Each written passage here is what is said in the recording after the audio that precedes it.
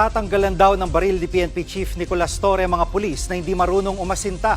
Papalitan daw ito ng bolo. Nangunguna sa balita si Brian Castillo. Brian, anong bagong direktiba ni PNP Chief Torre? Jiggy, ilang araw matapos magwakas itong ipinatupad na election gun ban, nais ngayon ni PNP Chief Police General Nicolas Torre III na paigtingin yung firearms proficiency sa hanay ng pulisya simula yan susunod na buwan.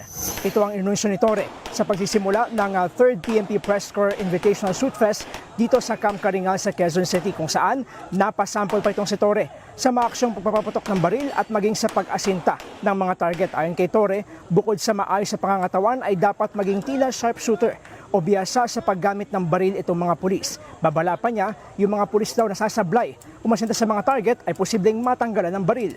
Narito ang kanyang pahayag.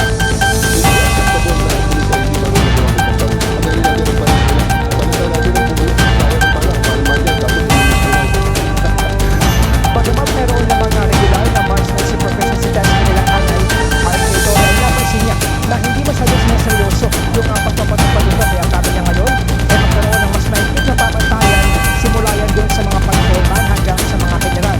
Babala niya din sa mga high-ranking officials na babagsak sa ganitong exam ay posible raw na masibak sila sa pwesto at maging siya mismo.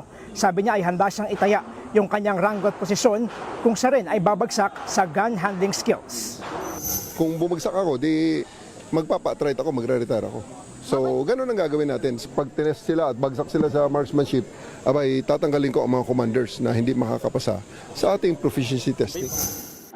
Bagaman mahigpit yung kanyang bilin na gagamitin lang itong mga baril bilang last option sa mga ikakasang operasyon, paalala ni Torre sa mga pulis. We have to be very, very sure of what we are doing.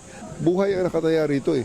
Pag ginamit mo at hindi mo alam paano gamitin, paano ang intended target, hindi mo tamaan at ang tatamaan ay ang inosenteng tao.